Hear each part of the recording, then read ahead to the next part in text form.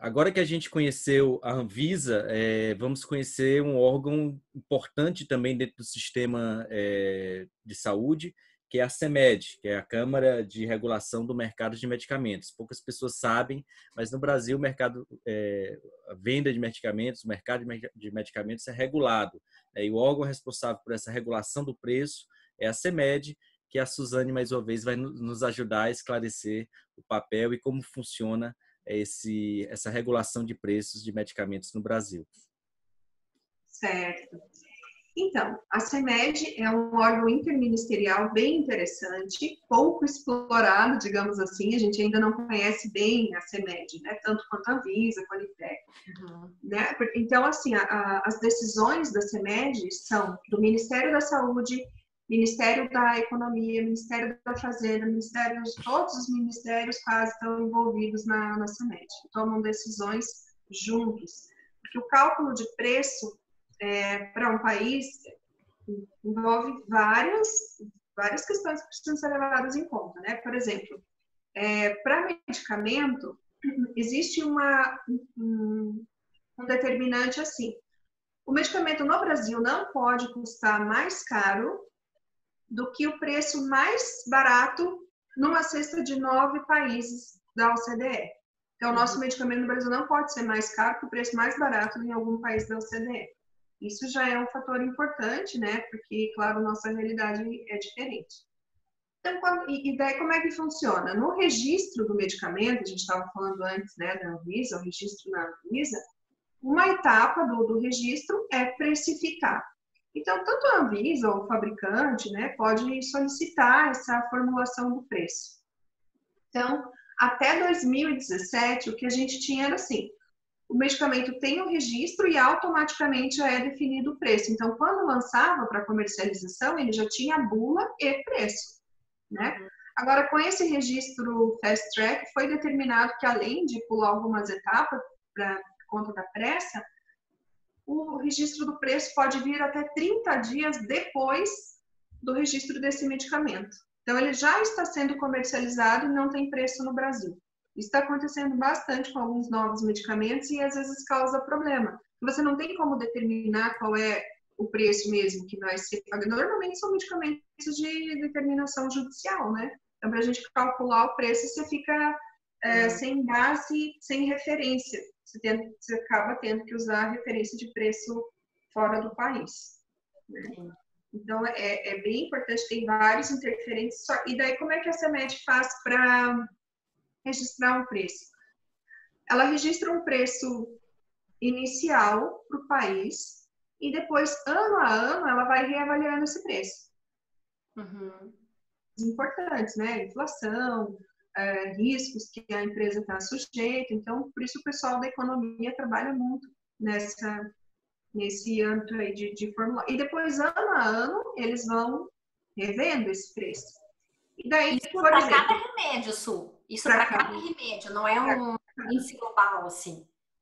Eles começam a definição, eles dividem em 3 categorias de uma classificação que a gente tem dentro da área de saúde, que chama a classificação ATC. 3 grandes grupos aí de medicamentos. Né? Então, eles vão analisando. Claro, assim, eu penso, não sei, não tenho certeza, mas que em medicamentos que já estão há muito tempo no mercado, que eles vão trabalhar mais com afinco nesses medicamentos novos e muito caros. E principalmente dos laboratórios que não têm concorrência ainda. Porque quando vence uma patente de um laboratório, os outros já estão lá esperando quase que com o registro totalmente pronto, encaminhado. Né? Então, isso abre para a concorrência e o preço diminui.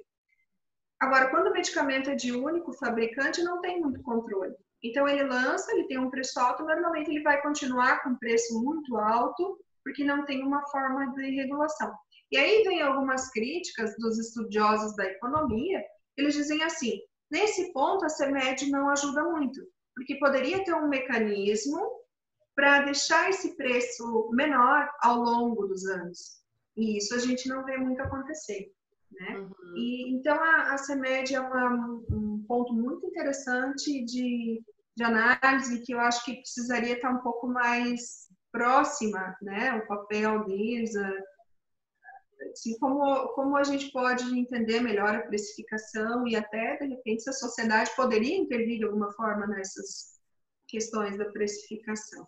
Inclusive, para nós do Judiciário, que temos atuado por conta da judicialização da saúde, a gente percebe que a precificação ela é importante por dois fatores, pelo menos, né? Em primeiro lugar, tem um aspecto da fixação do custo-efetividade, porque um dos parâmetros para se calcular o custo-efetividade é saber qual é o valor realmente de compra e de venda.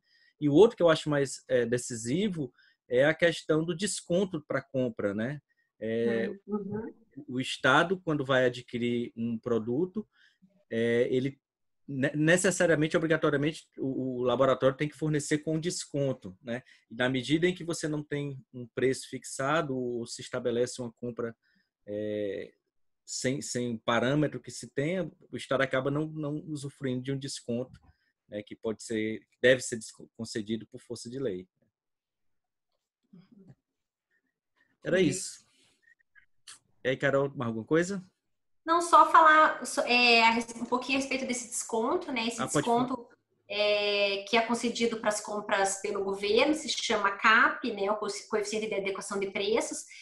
E lá, pelo menos lá na nossa vara, né? A gente determina já quando defere algum pedido que então a compra seja feita observando esse desconto, uma vez que quem está arcando com esse medicamento é o Estado, né? Apesar da compra poder ser realizada por uma pessoa física, pelo autor da ação ou pelo hospital, quem está pagando isso é o Estado, logo o desconto, então, deveria ser aplicado, né? Interessante, isso é uma técnica Acho que é interessante para diminuir justamente os custos estatais, né, na compra dos medicamentos, porque essa é a razão do desconto, né? Uhum. Isso. E esse desconto, só agregando, ele é feito reavaliado ano a ano, né? Então pode ter alguma diferença, mas é em torno aí de uns 20%, 25%. Uhum. Joia. Ok, excelente. Obrigado mais uma vez, Suzane.